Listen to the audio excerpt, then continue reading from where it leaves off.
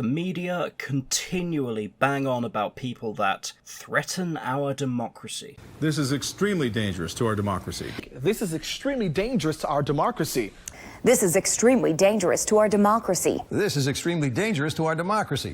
This is extremely dangerous to our democracy. And this is extremely dangerous to our democracy. But in my experience, those most guilty of crimes accuse others of that crime with extreme ferocity. It's a way of deflecting. And who, to the media, is considered a serious threat to democracy? Well, usually, it's just white guys. They're not that picky about who they give that label to. They call angry parents at PTA meetings domestic terrorists, if you can believe that, while they do far more to undermine our political system than any terrorist could ever hope to achieve. The media constantly hide stories that'll make their candidate of choice look bad, and promote stories that crucify the opposition regardless of truth. They're never held to account over fake stories. They can post a completely fake and misleading headline and then days or weeks later recant it all completely somewhere, perhaps on their website, if they even bother to at all. But they'll just remember that initial headline, the big lie. There have been fake stories that have proven to be fake that got wall-to-wall coverage. Remember Russiagate or the lies about Kyle Rittenhouse? And they still champion fake hate crimes, coming up with excuses to cover for hoaxes, while the true stories get buried, or even worse, get smeared as fake, like the lab leak theory, or the medication ivermectin, they called that horse medicine, or Hunter Biden's laptop. You just need to watch their coverage for a short amount of time to realise they're no friend of everyday people. Look at the way they covered the riots, or the way they championed defund the police, and demonised everyday police officers. Should they be held responsible for the rise in police officer fatalities as a result of the hate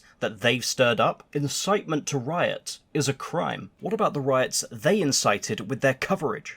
I want to be clear in how I characterize this. This is mostly a protest. It is not, generally speaking, unruly. And please, show me where it says that protests are supposed to be polite and peaceful. It's been a mostly peaceful protest, but then they chose to move in. Many of these protests have been largely peaceful. Mostly peaceful. Mostly peaceful. Mostly peaceful. They just threw something on fire, Chris, a firecracker. Something's on fire.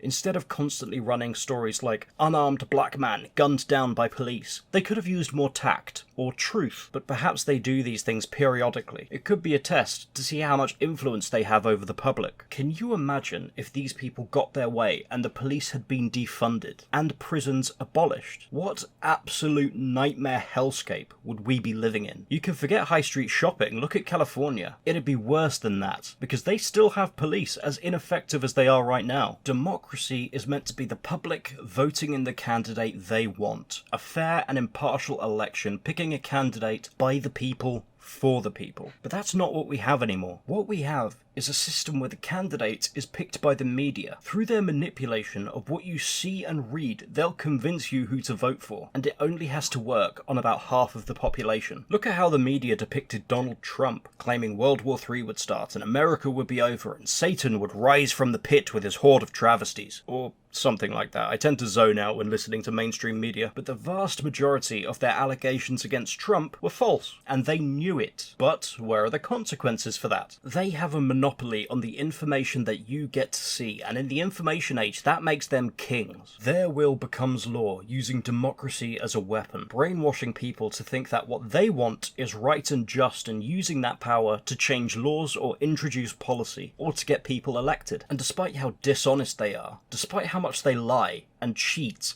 they get away with it hiding behind the freedom of the press, or issuing an apology somewhere in a low traffic area of their website. Anytime one of them is held to task by authorities, they all rally and cry it's an attack on freedom of speech and freedom of the press, and how without freedom of the press, democracy couldn't possibly survive. But I for one think that without the press, democracy would thrive. And I know I'm not alone in thinking that. Freedom of the press can't be used as a shield to guard lying propagandists. Where is the limit? Who decides when someone protected by this law has gone too far, has told a big enough lie, has slandered too many people, or has hidden too many truths to continue to remain under the protection of the freedom of the press laws? Is there a limit? I think there should be. I think if you're not presenting a balanced perspective of the facts, exploring both sides equally and trying to identify the truth in an impartial way, then you shouldn't be allowed to be called a journalist. The whole point of journalism is to speak truth to power, not to try and create the truth for the power you choose. These journalists have too much power in our society for people who have never been elected to their positions. Democracy as we know it today isn't democracy, because it's not a fair and impartial process. So much is stacked against the politician that stands against the mainstream media and their interests. And in this hyper-partisan, hyper-segregated world we're living in, it's only getting worse and worse. Continually egged on by social media, which is in everybody's pocket all of the time. Like I said earlier, in the information age, those that control the information rule the world. Something has to change, otherwise this won't be a democracy anymore.